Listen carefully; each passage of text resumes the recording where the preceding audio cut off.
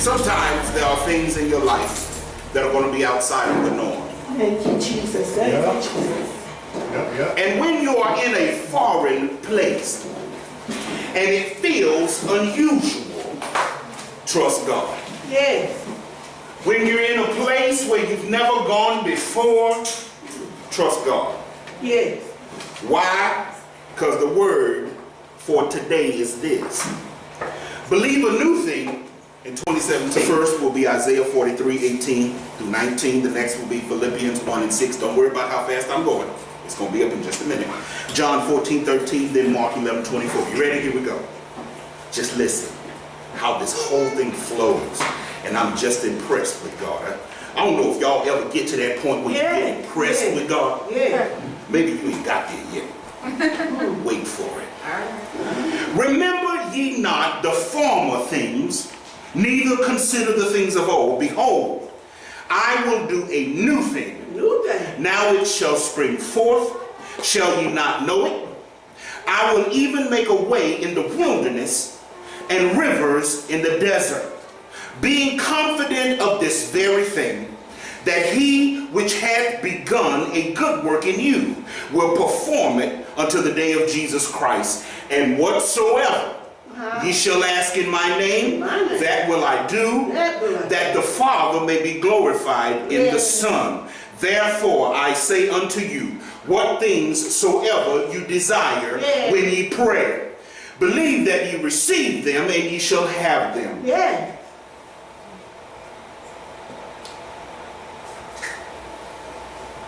If I sat down, that's good enough. Just the reading in succession of that.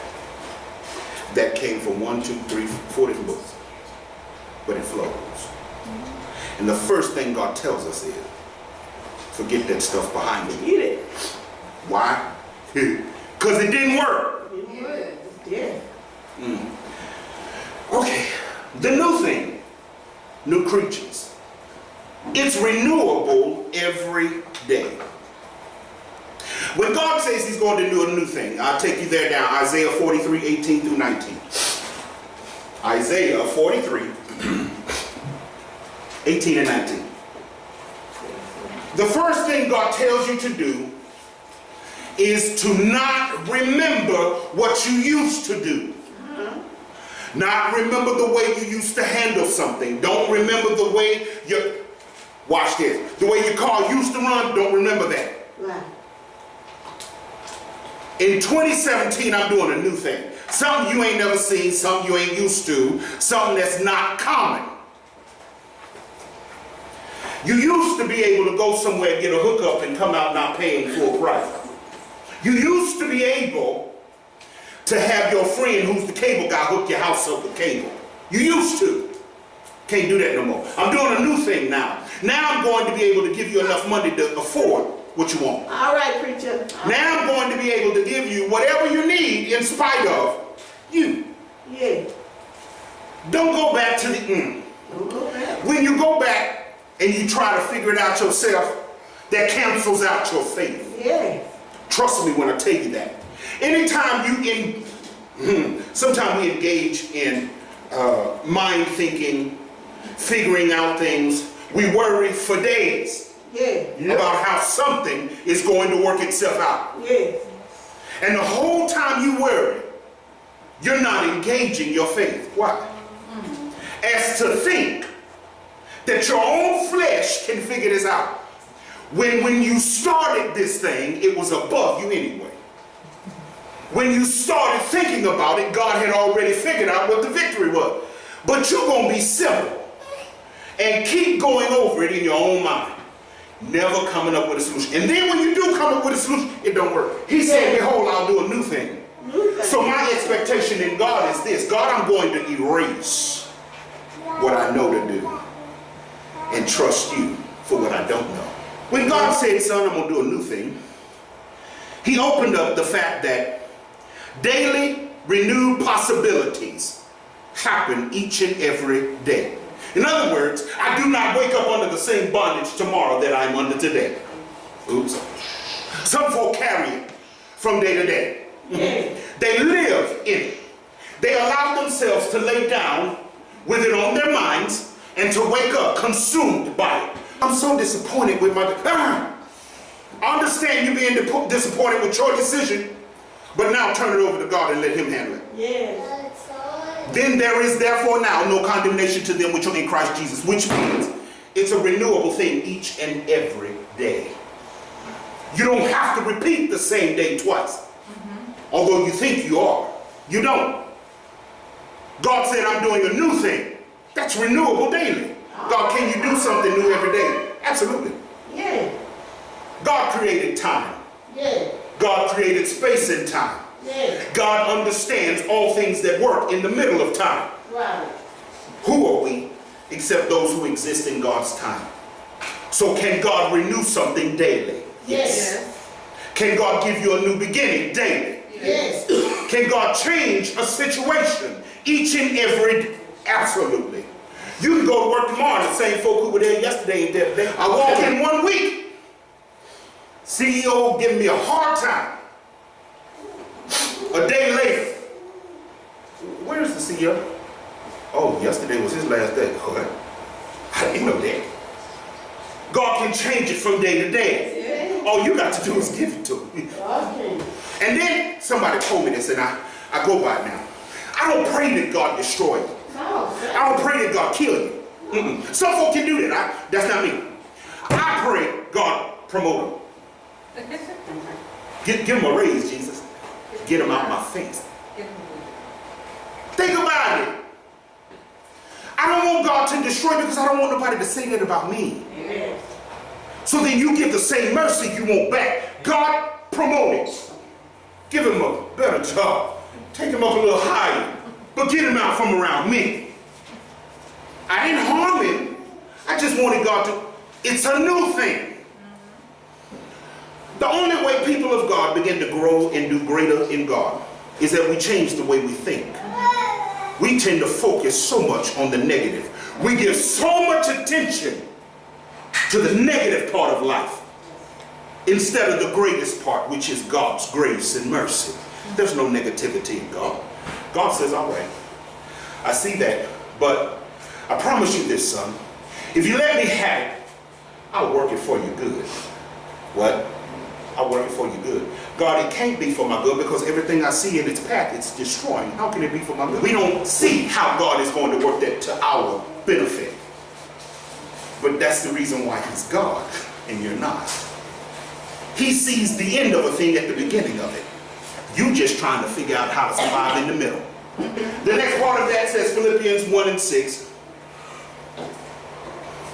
Being confident of this very thing, of what? That he which hath begun a good work in you. All right, I'm good. When I'm confident that God has already begun what he was going to do in me, Right. then I leave to God the outcome. I leave to God the victory, the end of it. If you see God at work in your life, rearranging things, making it, leave it to him. Don't try to catch up with God and then start doing something over.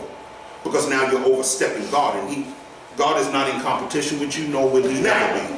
Please understand this, people of God. When we take over a thing and start to do it, God was already in succession of working it out. When you take it over, that succession stops. Yeah. Then when you give it back to God, it's still got to start up and resume. Yeah. There's time in between that. That's that frustrating time that you experience. Why ain't God moving? Why? Because you messed up. Not God.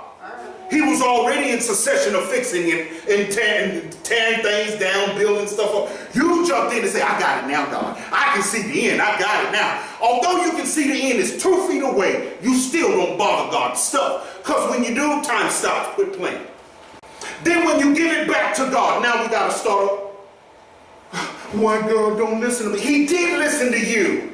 You wanted it, so he let you take it. Now, why God ain't what? It ain't got nothing to do with God. It's got to do with you. In 2017, change your thinking. Yes. Stop stepping into God's arena. You've been in bondage so long with paying your bills this way. When God says, all right, I'm going to take you outside of your comfort zone. Do it this way. Oh God. I hope this ain't what the preacher is talking about, because God, I can't do that. You better pray before you go back on God, because then you start all over again and you keep repeating the past. Remember ye not the former things. Don't remember how you used to do it, and then don't even consider what you did before that, because see, we're human. What we do is we do this. We consider the former things, but then we see that scripture and we let it go. But then we go way back to when we used to do things. If God is moving in a new direction with his people, it is because he wants you to engage what? Faith. Now faith is the substance of things hoped for, the evidence of things not seen. I can't see the way it's going to happen, God. I can't see the finished result, but I trust you. And God, you said you were going to do a new thing. Now I'm waiting for that new thing. So you open your heart and your mind to the anticipation of a new thing from God. Not the same old concept, not the same old stuff.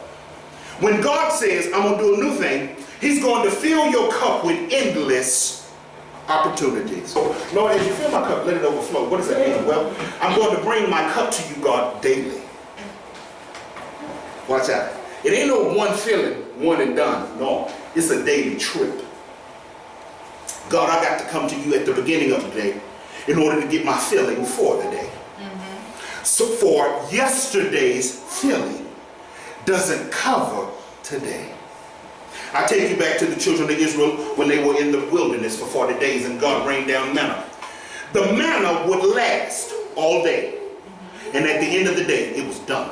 Yes. The same manna from today wouldn't work tomorrow. No, it won't. It would spoil. Yes, it would. But then on Friday, this is how God confuses some of us who are very simple-minded. He said, go out and collect enough to cover you through the Sabbath, because you ain't supposed to do nothing on Sabbath. They did that.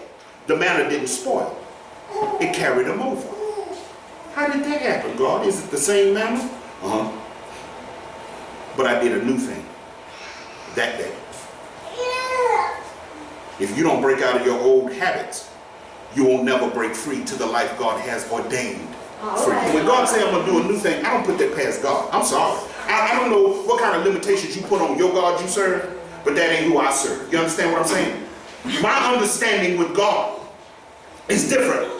It's not to a level where I can see God doing something. It's to a level where I trust God to do it. I can't see him doing it, but I trust him to do it. I ain't going to understand every level, but I trust him to do it.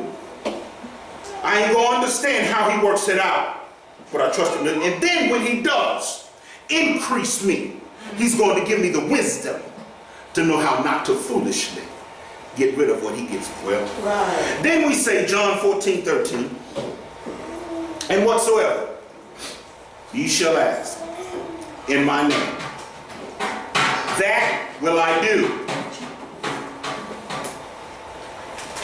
that the Father may be glorified in the Son. Amen. I'm going to do a new thing in 2017. That means you may be confronted with some old things. But if you trust me, I'll show you how I'll work it to your good.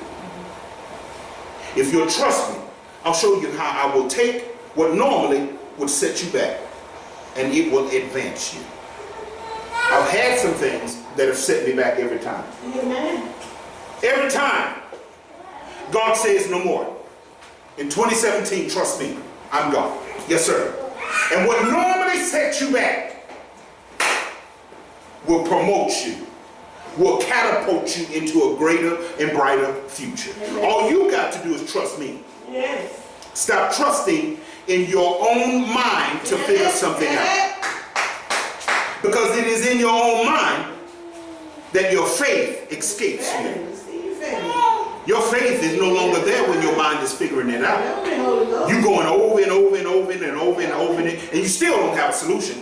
But it's your faith that is lacking at this point. So when you engage your faith, you engage your God.